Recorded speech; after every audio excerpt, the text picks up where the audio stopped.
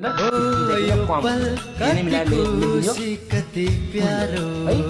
various types of strength of concrete आएको के टाइपको स्ट्रेन्थ हुन्छ त कङ्क्रिटले बियर गर्ने स्ट्रेन्थ के हो त फर्स्ट नम्बरमा स्ट्रेन्थ हाम्रो कम्प्रेसिभ धेरै राखिदिन्थे समयका पहिला छेकेरै राखिदिन्थे